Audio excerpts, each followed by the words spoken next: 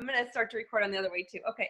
So, this is such a joy. So this community has just been growing. I'm Roya Mattis, creator of SHE-ness Tribe. This is all about unification fully to yourself, unifying women with other women, eliminating competing and comparing, but to collect because we're better together. And then to ultimately unify us with our men at home and in the workplace. And I could not be more elated.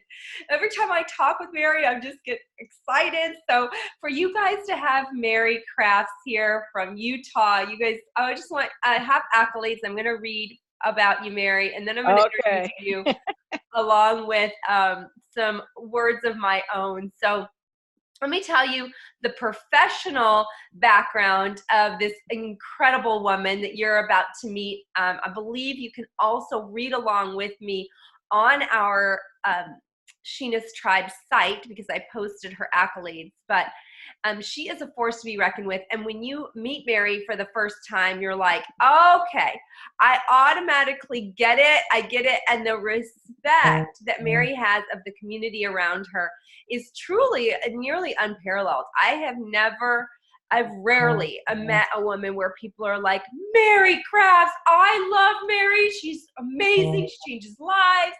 I can't be around her enough. So Mary Crafts possesses a relentless, badass, all-in, 100% zest for life. As the founder of Culinary Crafts, Utah's largest off-premise catering company, Mary has created thousands of impressive events throughout the state for over 35 years. Her involvement in the community, nonprofits, business networks, and education has put Mary in the spotlight of one of Utah's most influential women. Very wise, you guys, and also a huge heart.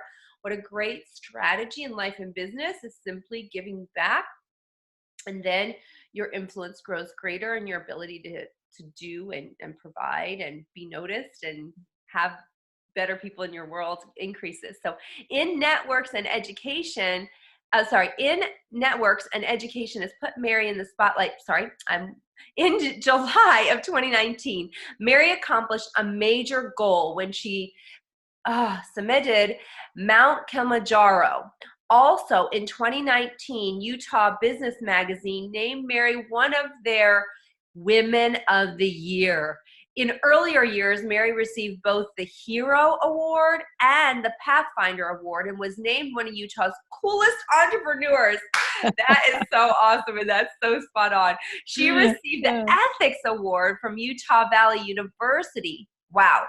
Currently, Mary's focus is to share her expertise and life lessons as a keynote speaker, business and catering consultant, team builder, mentor. She stays in touch you can stay in touch with her by listening to Mary's weekly podcast. You guys look this up, and I'll post it below. Crafting a Meaningful Life. Crafting a Meaningful Life. And you can also visit Mary's website, marycraftsinc.com. Well, you guys, the moment that I met Mary, I actually was invited to speak in Utah. And after I spoke, this force of a female comes up to me and she's like, whatever you're doing, I love it. I want to be a part of it. And I was like, who is this force of a female? And Mary, you continue to be loving, generous, encouraging, all in, just like you say, all in supporting the human race and supporting women in particular. You are the epitome of beauty on the inside and beauty on the outside. And when someone is in your space, when I'm in your space, I feel like I can do more. I feel like I can be more. I feel like I am loved more.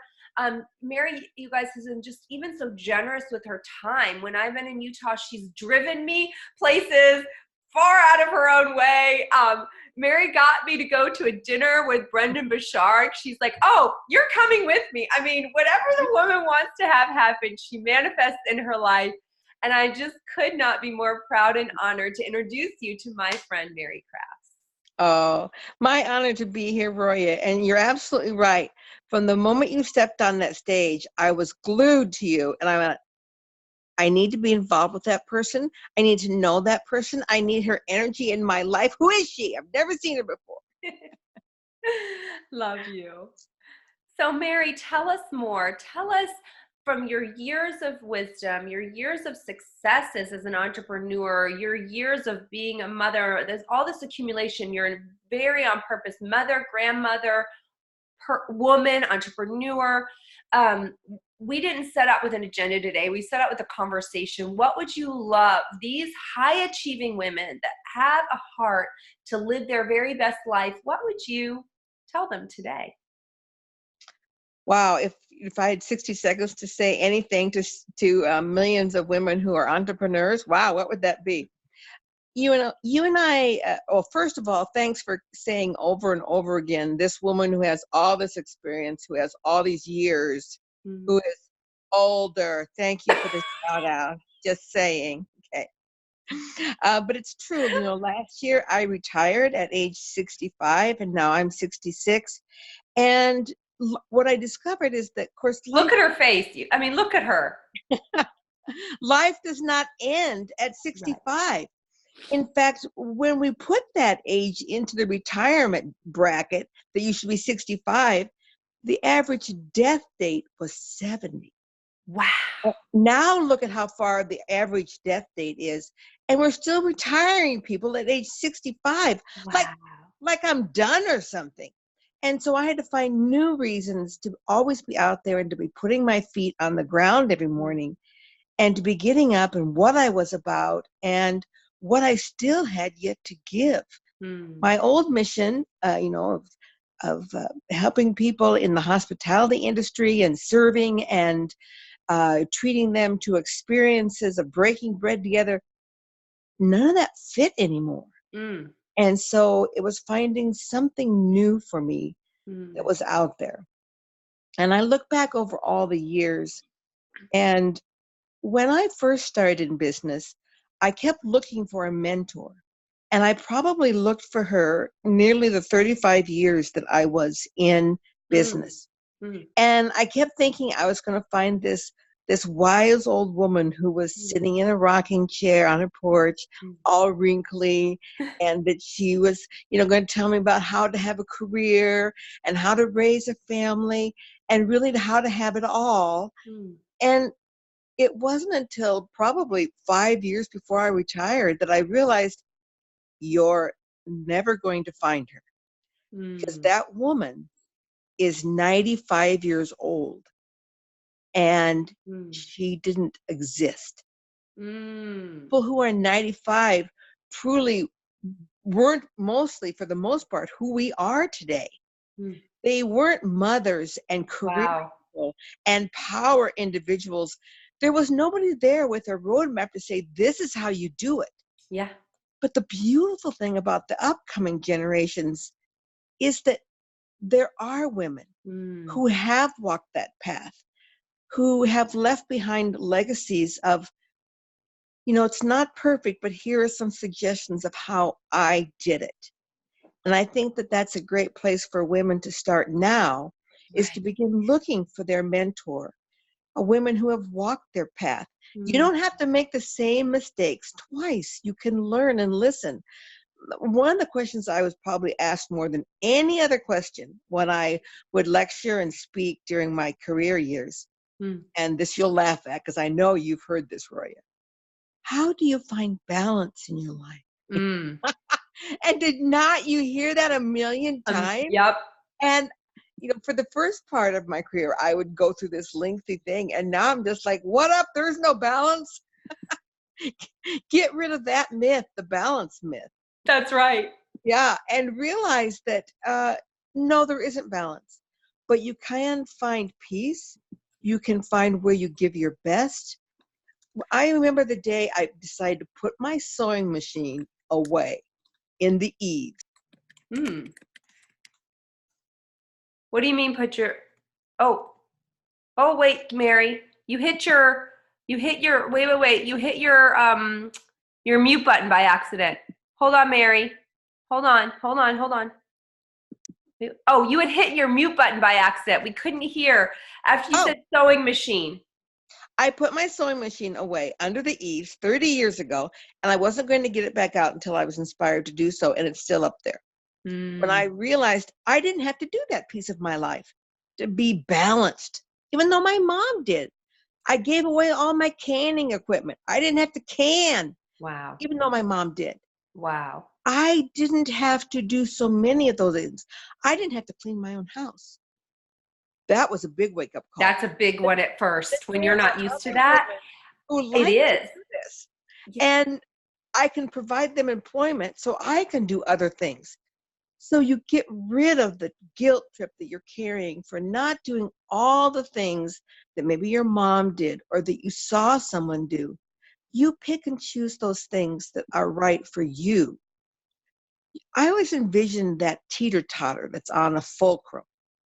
And how I used to play was to jump on top of the teeter-totter, on top of the fulcrum, and try and have one leg on one side, one leg on the other side, and balance my life kind of crazy back and forth and stay balanced. And think about that woman and how tense you are on top of that teeter-totter trying to stay balanced. Oh, for crying out loud, jump off. Jump off the teeter-totter. Go to one side, sit down, and live in that space until you feel comfortable.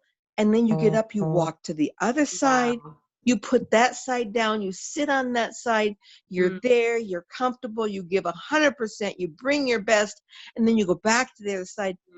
But there's no one keeping a time clock on how long you spend on each side. Wow. It's you and only you that can say that.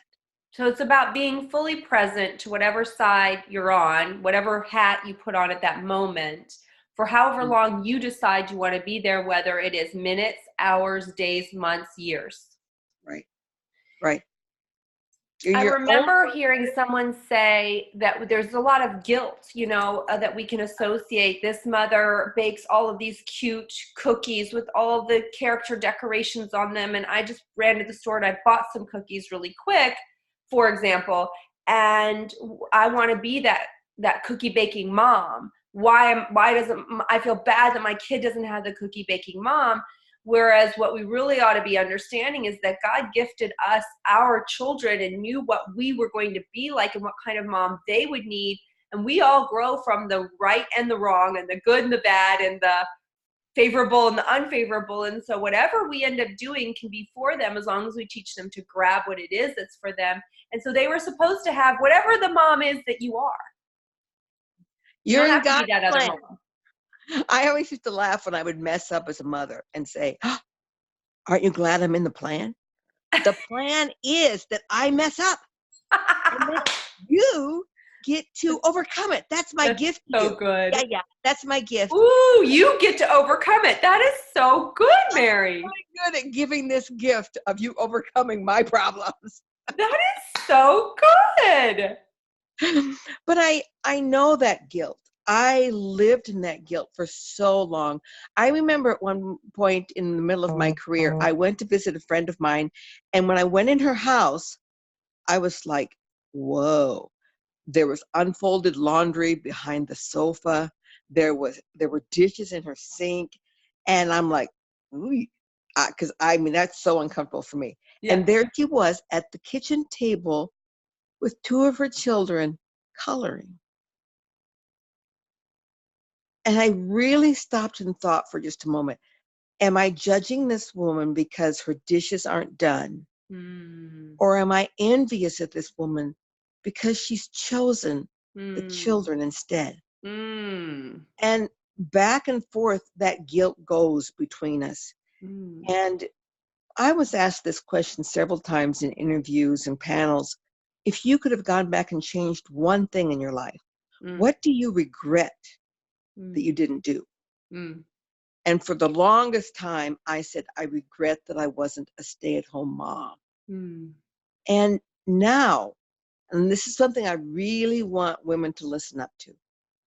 Now, at this end of the spectrum, I realize that regret is the worst of the human emotions because you can do nothing about it.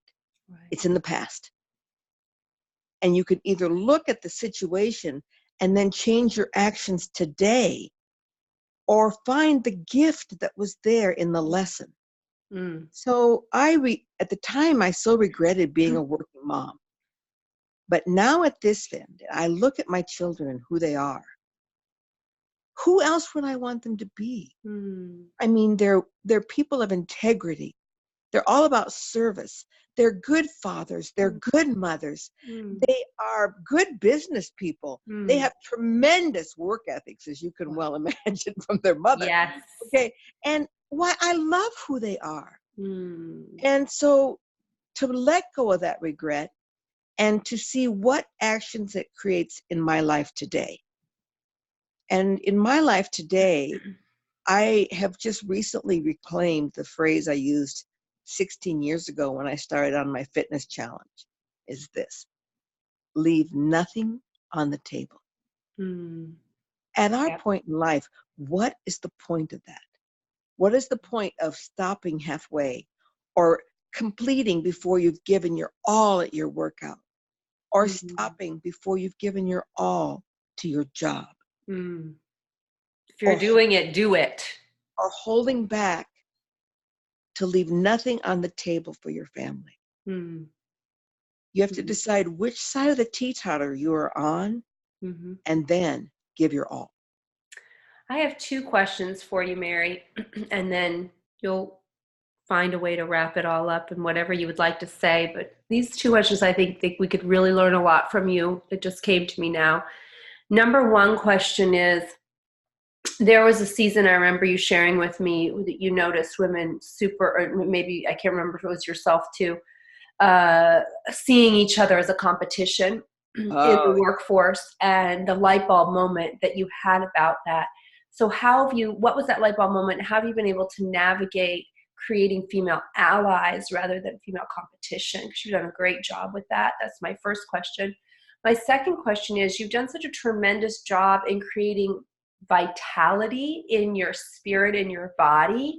I mean, it's not like you saved up all your energy for this season of your life. You kicked your butt your whole life, and you have this vitality. So if you could give 3 to 5 tips to women that are listening, whatever stage they are now, what would you recommend that we do to enhance or create the physical vitality to have the life that we want?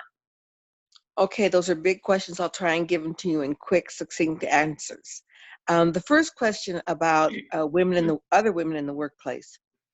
I thought that I was like marching and talking about women's liberation and having women be in the workplace with me, and because I was in that era, and began to serve on boards in the community. And then when another woman would come on the board, I'd feel like, ugh. I really honestly felt that inside, and I have to admit that. Like, oh, I no longer have the place of being the only woman, having the only female voice. And to recognize that feeling of competition within me. And once I recognized it as competition against a fellow sister, I was able to look at it and embrace it, accept it in me, and then say, what would happen if? And you begin to ask that what if question. Yeah. What if I supported her instead? What if I brought her into the fold instead? What if I had her back instead? And when you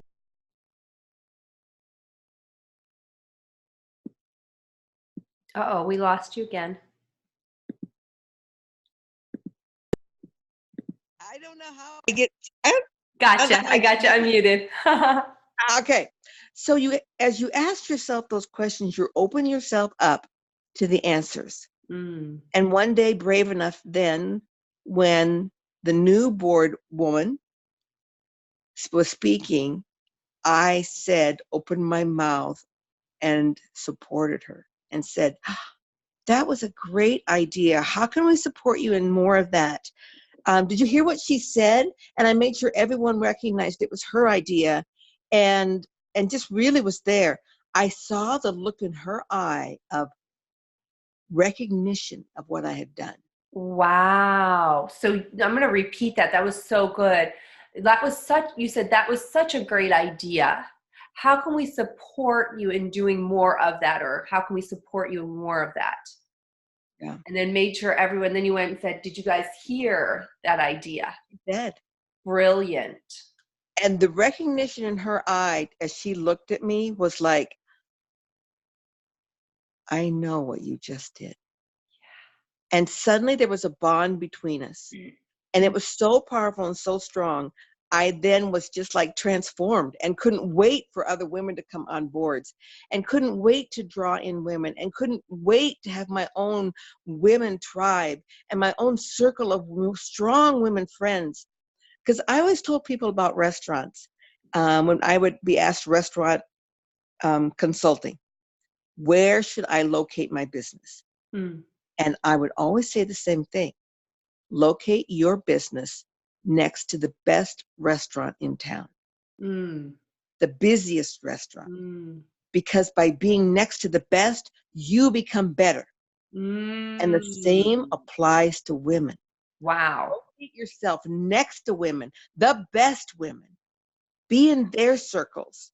Locate yourself next to women who are entrepreneurs, who are bringing their best every day. And guess what? The same traffic will flow by you. Wow.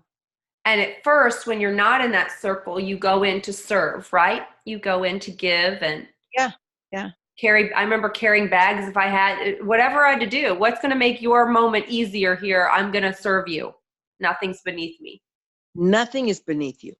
Because I love to serve everyone, but I'm no one's servant. And there's a real difference. And you are uplifted by serving. And you are set upon if you are a servant. So there's a fine line distinction for me in my mind. And that may not be in your mind, but for me, that's how I made the distinction. Right. You asked about my final question then as to how do you bring vitality and vibrancy to age 66 and beyond? Yes. Well, first of all, I know that I have life until I'm 105. Okay. And I'm going to be doing something until I'm 104 and a half. Wow. So I have a long time yet. I was interviewing for a speakers bureau and of really top-notch speakers. And they said, Mary, you're already 66. Why should we invest in you? How long do you see your speaking career happen? Wow. And I said, looked right in the Zoom camera. I said, what kind of power does a 90-year-old badass have who comes on stage and said, let's hit this? Totally, you know? I mean, you see that woman come on stage at 90 and you're like, whatever she got, I want it. Yes. Right? Yes. And it is considering and taking in always the whole self. It's not just about reading good books. It's not just about being with good women. It's not just about going to symphonies. It's not just about going to the gym. It's not just about eating right. It's not just about any one thing. You cannot be singular in your focus if you want to craft a full and meaningful life. You have to be all-encompassing and focusing on all areas and keep breathing in, keep breathing. Because let me just tell you, the universe does not want you to wane. The universe wants you to live in crescendo. Wow. I think, excuse my coughing fit for just a second. I muted myself, but Mary, what more I'm thinking as I'm listening to this, I'm thinking everybody needs to hear what you had to share today. We would all be richer. We're talking about richness in loving. We're talking about richness in producing. We're talking about richness in vitality. We're talking about like your vision attitude, just what you said right now. Whether you're 66 or you're 26, when someone questions you, why should we invest in you? Your badass answer. It's like how you show up when somebody wonders if you can do it, whatever it is, creates the confidence or lack of confidence in them. I mean, that was just so huge. And it started with you having that vision for yourself. Yes. And so if we don't, this tribe, this circle of other women is a huge platform to stand on to help us discover how incredible we really are. It's Mary, why I love what you why are I doing. can't cut this. I mean, I can't cut it short. It's so good. Although I know people have so many things they need to do. I promise them 10 to 20 minutes, and I know. I've already sucked 30 minutes out of you. So is there anything you'd like to say in closing today, Mary? That was phenomenal. Yes. Thank you. And where can they find you more? Thank you to you, Roya, for bringing this tribe together and its awareness, and allow women to share with other women and to listen and to learn. You're right. It's a few minutes a day to be empowered. So thank you. You can find me on my website at marycraftsinc.com. And there you'll find my podcast links, and you'll find my fitness regime, and you'll find my speaking things and my history and my future. So Mary Crafts with a C, like arts and crafts, marycraftsinc.com. You guys, and her podcasts have grown such a huge following. She does it out of the goodness of her heart. We'll post both of them below. We want to support you, Mary, and all that you're doing, because when we support each other, we're all better together. And so Amen. I'm just so grateful to you. Thank you for taking the time today. Thank you for showing up and giving your best as you always do. And thank you for making us better. I love you. We're crafting a meaningful life. A meaningful life. God bless you. God bless you.